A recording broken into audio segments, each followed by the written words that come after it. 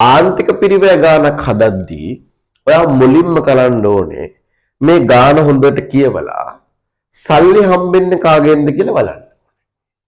හරිද?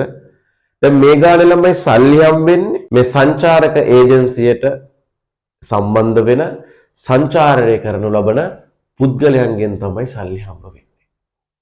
පැහැදිලිද? සල්ලි හම්බ වෙන්නේ මේ සංචාරක ඒජන්සිය හරහා සම්බන්ධ වෙන පුද්ගලයන්ගෙන්.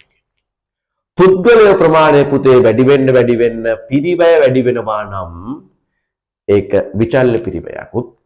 පුද්ගලයෝ වැඩි වුණත් පුද්ගලයෝ අඩු වුණත් එකම පිරිවැයක් දරන්න සිද්ධ වෙනවා නම් පිරිවැය ස්ථාවරයි නම් පිරිවැය වෙනස් වෙන්නේ නැත්නම් අපි කියනවා ස්ථාවර පිරිවැයක් කියලා. මේ ගානේ කිව්ව පැහැදිලිව එක සංචාරයක් සඳහා පුද්ගලයෝ 10 දෙනෙක් ඒගොල්ලෝ අපේක්ෂා කරනවා. උපරිමය. අව මේ සම්බන්ධයෙන් ප්‍රශ්නයක් නැහැ. එහෙනම් උපරිමය 10 දක්වා අපිට පිරිවැය හැසිරීම ගණනය කරගන්න පුළුවන්. එහෙනම් මේ ලංකාවේ අංක 1 පාසල් ගුරුවරයාගේ ගම්පහ සම්ප්‍රාප්තිය ආයුබෝවන් සිසිප් මෙවර දිවයිනේ ප්‍රථමයාට අපගේ සුබ පැතුම් සමග අගනුවර ඒ දහසක බලාපොරොත්තුව ගිණුම් කරණය හා ව්‍යාපාර අධ්‍යයනය රජිත් නිර්මාල් ආර්ථික විද්‍යාව අශාන් මල්ලවාරච්චි 2027 පළමු කණ්ඩායම සහ දෙවන කණ්ඩායම සඳහා ඔබේ අසුන අදම වෙන් කරවා ගන්න. විමසීම් 0777 406 905 077 66 20 78. අනේ ලස්සනට කිව්වා එක පුද්ගලයෙක් සඳහා දුම්රිය ටිකට් පතක් සඳහා අප් ඇන්ඩ් ඩවුන් රුපියල් 7000ක් අය කරනවා කියලා. එහෙනම් පුද්ගලයෝ දෙන්නෙක් වුණොත් 14000යි. පුද්ගලයෝ 10 දෙනෙක් වුණොත් රුපියල් 70000යි.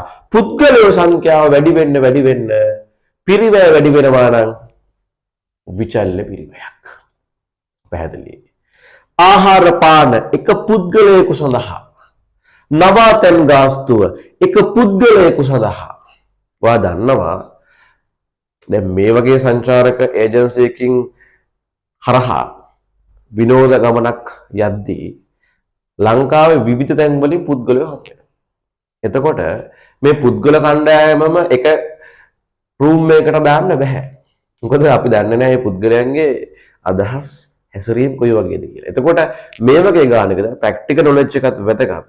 මොකද නැත්නම් ළමයිට කියන්න පුළුවන් 2012 ගානේදී නවාතැන් පිරිවැය ස්ථාවරයිනේ. ඇයි මේක විතරක් විචල්්‍ය? ඒ දහසක බලාපොරොත්තුව ලංකාවේ අංක 1 පාසල් ගුරුවරයාගේ වත්තල සම්ප්‍රාප්තිය වත්තල විද්‍යාලය උසස් අධ්‍යාපන ආයතනයේදී ගිණුම් කරණය හා ව්‍යාපාර අධ්‍යයනය රජිත් නිර්මාල් ආර්ථික විද්‍යාව අශාන් මල්ලවාරච්චි ලංකාවේ අංක 1 කණ්ඩායම් පන්තිය සමග එක්වීමට ඔබේ අසුන අදම වෙන් කරවා ගන්න 0777 406 905 077 66 20 787.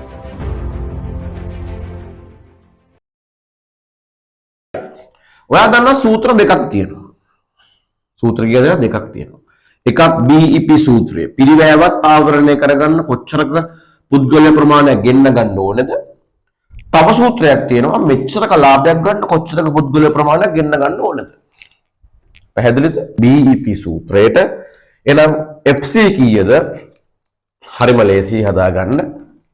FC 80000යි. FC කීයද? 80000. ඒකක විකුණුම් මිල දීලා තියෙනවා කීයද? රුපියල් 71000ක් කියලා. රුපියල් 71000යි ඒකක විකුණුම් ප්‍රමාණය. රුපියල් 71000යි ඒකක විකුණුම් මිල රුපියල් 71000යි. විකුණුම් මිල රුපියල් 71000යි. ඒකක විචල්්‍ය පිරිවැය රුපියල් 55000යි. 71000ක් අය කරොත් පිරිවැයවත් ආවරණය කරගන්න කොච්චරක මිනිස්සු ප්‍රමාණයක් ගෙන්න ගන්න ඕනද? එහෙනම් ගාන හදා ගන්න පුළුවන් 80000 බෙදනවා 71000න් 55000ක් ගියාම උත්තරේ කීයද? 16000යි. 16000යි. ඒ කියන්නේ 80000 16000න් බෙදුවාම උත්තරයක් එනවා කීයක්ද? අඩුම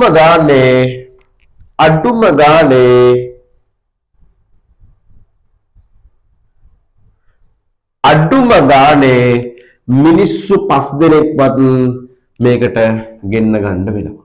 එහෙනම් පැහැදිලි 71,000ක් පැහැදිලිද 71,000ක් අය කරොත් පිරිවැයවත් ආවරණය කරගන්න මිනිස්සු ගෙන්න ගන්න වෙනවා කීයක්ද පුතේ 5 දෙනෙක්වත් ගෙන්න ගන්න වෙනවා. ඒ කියන්නේ මිනිස්සු 5 දෙනෙක් ආවොත් වැඩෙන් අපිට ලාභත් නැහැ පාඩුත් නැහැ පිරිවැය ආවරණය වෙනවා. ඒ කියන්නේ මොකක්ද කියලා මම ආපහු පාරක් හදලම පෙන්නන්නම් ප්‍රශ්නයක් නැහැ. මිනිස්සු 5 දෙනෙක් ආවොත් ආදායම බලන්නකො. මිනිස්සු 5 දෙනෙක් ආවොත් ආදායම කීයද? එක්කෙනෙක්ගෙන් 71,000ක් අය කරනවා. මිනිස්සු 5 දෙනෙක් එනවා කියලා ඔන්න කියලා තියෙනවා වැඩේට. එතකොට 5 7 35යි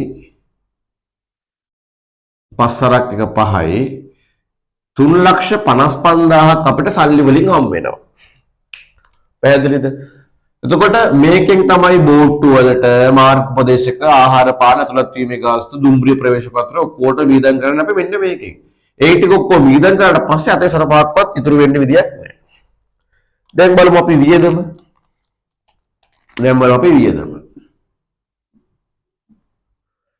වියදම ඔයා දන්නවා වියදම කොටස් දෙකකින් හැදෙනවා FC VC. සංචාරකයෝ පහක් නෙමෙයි එක සංචාරකයෙක් ආවත් ස්ථාවර පිරිවැය කීයද 80000යි. ඒක වෙනස් වෙන්නේ නැහැ ළමයි. ස්ථාවර පිරිවැය කීයද 80000යි. දැන් සංචාරකයෝ පහක් වෙනවා. එක සංචාරකයෙක් සඳහා විචල්්‍ය පිරිවැය ඔයා දන්නවා එක සංචාරකයෙක් සඳහා 55,000යි. දැන් සංචාරකයෝ පහක් වෙනවා. දැන් වැඩි කරොත් එහෙම බලන්න මම මෙහෙන් ගන්නද වැඩි කරලා මෙහෙන් ගන්නම් මම මෙතන 0.3යි 5 රප්පා 25න් 5 දැම්ම දෙකක් ඉතිරි 5 රප්පා 25යි 2යි 27යි. විචල්්‍ය පිරිවැය එනවා කීයක්ද 2,75,000ක්. විචල්්‍ය පිරිවැය 2,75,000ක් එනවා. මෙන්න මේ විදිහට ගමු අපි 55,000 ගුණ කිරීම 5. විචල්්‍ය පිරිවැය එනවා කීයක්ද පුතේ 5 රප්පා 25න් 5 දැම්ම දෙකක් ඉතිරි 5 රප්පා 25 2යි 27යි. 2,75,000ක් එනවා. ඒතකොට සම්පූර්ණ වියදම එනවා 5යි 8යි 15න් 5 දැම්ම එකක් කියලා 2යි 3යි. ආදායමෙන් වියදම අඩු කරාට පස්සේ ලාභය කීයද 0යි. පැහැදිලි. එහෙනම් සංචාරකයෝ 5 දෙනෙක් හොයාගත්තොත් අපිට වැඩෙන් ලාභත් නැහැ පාඩුත් නැහැ. එහෙනම් පැහැදිලි ගාන තව දුරටත් මම විග්‍රහ කරා ඔයගොල්ලන්ට. එහෙනම් හදාගන්න කතන්දරේ ඒකක 5යි එහෙනම් උත්තරය. right. එතකොට මේ හැදුවේ තුන්වෙනි ගාන. පළවෙනි එකේදී ඇහුවේ ස්ථාවර පිරිවැය සහ විචල්්‍ය පිරිවැය. ස්ථාවර පිරිවැය 80000යි විචල්්‍ය පිරිවැය 55,000යි. ඒක කීයද 5යි. right. හදාගන්න උතනකම් පළවෙනි එක ප්‍රශ්නේ කියනවා මෙන්න මෙහෙම නිර්මාණාත්මක ප්‍රශ්නයක්. ඒක වගේ ප්‍රශ්න කලිනුත් ඇවිල්ලා තියෙනවා. දැන් අපි ටාගට් කරේ 5 දෙනෙක් ගෙන්නගෙන එක්කෙනෙක්ගෙන් 71,000ක් අය කරගන්න. පැහැදිලි. දැන් කොහොම හරි සංචාරකයෝ ඉන්නේ 4 දෙනායිලු වැඩේට ඇවිල්ලා තියෙන්නේ. කන්ෆර්ම් කරලා තියෙන්නේ සංචාරකයෝ කී දෙනයිද? 4 දෙනයි කන්ෆර්ම් කරලා තියෙන්නේ. දැන් අහනවා ප්‍රශ්නේ මොකක්ද? සංචාරකයෝ 4 දෙනෙක් ආවොත් පිරිවැයවත් ආවරණය කරගන්න එක සංචාරකයෙක්ගෙන් කීයක් අය කරන්න ඕනද කියලා. ඔයාලට තේරෙනවා 5 දෙනෙක් ආවොත් 71,000ක් අය කරා කියලා කියන්නේ 4 දෙනෙක් ආවොත් එක සංචාරකයෙක්ගෙන් අය කරන ගාස්තුව මොකද වෙන්නේ? වැඩි වෙනවා. කලින් සියලුම දේවල් ටික දීලා තමයි මෙයාව ඇහුවේ. දැන් මොකද කරන්නේ? මෙයාව දීලා කාව අහනවද? මෙයාව අහනවා. රිවර්ස් එකට ගාන අහනවා. පැහැදිලිද? එහෙනම් මෙතනත් අහන්නේ සංචාරකයෝ 4 දෙනා දැන් එන්නේ. ඒගොල්ලන්ගේ පිරිවැයවත් ආවරණය කරගන්න එක්කෙනෙක්ගෙන් කීයක් අය කරන්න ඕනද කියලා. එහෙනම් උත්තරේ දීලා ඇතුලේ තියෙන එකක් අහනවා. එහෙනම් වැඩේ පටන් ගමු. අපිට කියනවා එහෙනම් BEP එක දීලා දැන් කීයද සංචාරකයෝ 4යි. FC 80000යි. සංචාරකයෝ 4 දෙනෙක්ගෙන් බ්‍රේක් ඉවන් වෙන්න එක්කෙනෙක්ගෙන් කීයක් අය කරන්න ඕනද කියන්නේ මෙන්න මෙයාව තමයි අපිට උක්ත කරගන්න ඕනේ. ඒක විචල්්‍ය පිරිවැය කීයද පුතේ? රුපියල් 55000යි. මෙන්න මෙයාව තමයි අපි දන්නේ නැත්තේ. ඒක විකුණුම් මිල තමයි මේ ගානේ අහන්නේ. අපි දාගන්නවා මෙයාව x කියලා. හරස් ගුණිතය දාලා තමයි ගාන හදන්න වෙන්නේ. right. සූත්‍රය යුක්ත කරගමු අපි. ඔයා දන්නවා O level දැනුමෙන් සූත්‍රය යුක්ත කරගන්න පුළුවන්. O level දැනුමෙන් සූත්‍රය යුක්ත කරගන්න පුළුවන්. මෙතන තියෙන වරහණක් 4x වලින් වැඩි වෙනවා 4x ඍණ 4 වරක් 55000 කියලා කියන්නේ 4 වරක් 50000 ලක්ෂ 2යි 5000 4ක් 20000යි 220000යි equals 80000යි. 80000 ගෙන් ගණන් කරපුවම කීයද? 80000යි. 4යි x තනි කරගන්න ඕනේ 80000 මේ 220000 අයින් කරන්න මේ පැත්ත 220කුයි මේ පැත්ත 220කුයි එකතු කරන්න ඕනේ. අර ලේසියට කියන මෙයාව එහා පැත්තට යවුවාම ධන 220000ක් බවට පත් වෙනවා. 4x සමානයි 80000යි 220යි කියන්නේ කීයද? ලක්ෂ 3යි. 4ෙන් බෙදෙනවා x සමානයි 75000යි. එහෙනම් x සමානයි 75000යි. ඒ කියන්නේ ළමයි මොකක්ද? සංචාරකයෝ 4 දෙනා එන්නේ. එහෙනම් 4 දෙනාගෙන් බ්‍රේක් ඉවන් වෙන්න එක්කෙනෙක්ගෙන් අය කරන්න ඕනේ 75000ක්. දැන් සමානව ටීවී පේපර් ඇඩ්වර්ටයිස්මන්ට් එකේ දාන්න නැති එක්කෙනෙක්ගෙන් අය කරන්න 71000යි කියලා. හැබැයි දැන් ආපහු පාරක් කෝල් කරලා කියන්න ඕනේ අපේ ඉන්න ගාන අඩු වුණා. ඒක නිසා සමා වෙන්න අපිට අය කරන්න සිද්ධ වෙනවා කීයද? රුපියල් 75000ක් කියලා කියන්න වෙනවා. ඒතර ඒකත් අර විදිහට ඔයාලට පෙන්න ගන්න පුළුවන්. කොහොමද? 75000 ඒවා 75000ක් අය කරගන්නවා එක්කෙනෙක්ගෙන්. ඒ කියන්නේ ඔය බලන්නකෝ 4 දෙනෙක් ආවොත් කීයක් එකතු කරගන්න පුළුවන්ද? ලක්ෂ 3ක් එකතු කරගන්න පුළුවන්. ආදායම ලක්ෂ 3යි. පැහැදිලිද?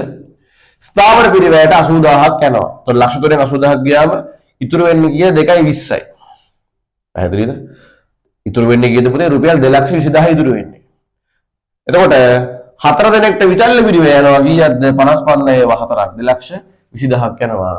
220000යි 80000යි කියන්නේ ලක්ෂ 3යි. ස්ථාවර පිරිවැයයි විචල්්‍ය පිරිවැයයි ගියාට පස්සේ 7.5ක් ඉතුරු වෙන්නේ නැහැ. right. අපි යන් අන්තිම කෑල්ලට. ගානේ කියනවා 4 දෙනයි එන්නේ. right. ප්‍රශ්නයක් නැහැ. කලින් 7.5ක ලාභයක් තියාගත්තේ නැහැ. දැන් කියනවා රුපියල් 20000ක ලාභයක් තියාගන්න ඕනේ. එහෙම වුණොත් එක්කෙනෙක්ගෙන් කීයක් අය කරන්න ඕනද කියලා අහනවා. එහෙනම් මෙතන කතා කරන්නේ ලාභයක්. ළමයි. ලාභයකට අදාළව සූත්‍රය ඔයා දන්නවා. FC plus අපේක්ෂිත ලාභ බෙදීම ඒකක දායකය. ඒ කියන්නේ මේක මේ කඩ කරපුවාම එතකොට මෙතනදී අපි ලියන්නේ මොකක්ද? අපි ලියනවා 20000ක ලාභය සඳහා සහභාගී විය යුතු පුද්ගල සංඛ්‍යාව. 20000ක ලාභයක් සඳහා සහභාගී වූ පුද්ගල සංඛ්‍යාව. ඔක තමයි සූත්‍රය ළමයි. දැන් මෙතනත් වෙන්නේ මොකක්ද? අර වගේම කතන්දරයක්. දැන් අපි සාමාන්‍යයෙන් මෙයාක මේ හතර දාගෙන උත්තරය තමයි හොයාගන්නේ. පුද්ගල සංඛ්‍යාව. දැන් ගානේ පුද්ගලයෝ 4යි කියලා දීලා තියෙනවා. නොකිය අහනවා මොකක්ද? ඒකක මිල. දැන් ලාභත් නැතුව අලාභත් නැති වෙන්න නම් එක්කෙනෙක්ගෙන් 75000ක් අය කරන්න ඕනේ. දැන් මෙතන ලාභයක් ફોකස් කරලා තිනවා කියලා කියන අනිවාර්යයෙන්ම මේ අය කරන උත්තරය මොනවා වෙන්න ඕනද? වැඩි වෙන්න ඕනේ. අපි හදලා බලමු. අපිට ගානේ උත්තරය දුන්න කීයක්ද? 4යි කියලා දුන්නා. ප්‍රශ්නයක් නෑ. යටට එක සමානයි. ස්ථාවර පිරිවැය 80000යි. මේගොල්ලන්ගේ ටාගට් එක මේ සෙෂන් එකෙන් 20000ක් හොයාගන්න. ඒකක මිල අපි දන්නේ නැහැ. එයාව තමයි මේ ගානේ හොයන්න වෙන්නේ. x minus විචල්්‍ය පිරිවැය කීයද පුතේ? රුපියල් 55000යි. සුපුරුදු පරිදි අපිට සිද්ධ වෙනවා හරස් ගුණිතයක් දාගන්න. හරස් ගුණිතයක් දාගෙන ගාන හදා ගන්න බලමු අපි. හරස් ගුණිතයක් දාගෙන ගාන හදා ගන්න බලමු. ඊට මෙයාගෙන් වැඩි වෙනවා. මෙයාගෙන් වැඩි කරනවා. 4 වරක් x 4x equals 4 වරක් 55 කල්ලු වැඩි කරා ඍණ 2,20,000යි සම equals දෙනු equals 80,20,000 කියන්නේ ලක්ෂයයි. ලක්ෂ එකකින් වැඩි කරපුවම කීයද? ලක්ෂයයි. ලක්ෂයකින් වැඩි කරපුවම ලක්ෂයයි. විසඳීම 4x සමානයි දැන් දන්නවා. ඍණ 2,20,000 එහා පැත්තට අරගෙන ගියාම එහා පැත්තට ගෙනියන්නේ නැහැ. නැති කරන්න මේ පැත්තට මේ පැත්තට දෙකම එකතු කරනවා. 2,20,000ක් එකතු කරනවා. ලේසියට කියනවා මේක එහා පැත්තට අරගෙන ගියාම ධන 2,20,000ක් බවට පත් වෙනවා. එතකොට ධන 2,20,000යි ලක්ෂය කියන්නේ කීයද? 3,20,000යි. 3,20,000 4ෙන් බෙදනවා. 3,20,000 4ෙන් බෙදනවා. 3,20 4ෙන් බෙදුවාම එක පුද්ගලයෙක්ගෙන් අය කරන්න ඕනේ කීයක්ද? රුපියල් 80,000ක්. ප්‍රැක්ටිකලි හරිනේ. 4 දෙනෙක් ලාභත් නැහැ පාඩුත් නැතුව 5,000ක්. 75,000යි. වටිනාකම 20,000ක ලාභයක් තියාගන්න ඕනේ නම් අය කරන්න ඕන ගාස්තුව මොනවා වෙනවද ළමයි? වැඩි වෙනවා. නම් ඔන්න ඒ විදිහට වාට පුළුවන් 2000 මං හිතන්නේ 23 පේපර් එකේ යාන්ත්‍රික පිරිවැය ගන්න හදාගන්න. රයිට්? ඔන්න තියෙනවා ගාන. ලස්සනට හදාගන්න ගාන.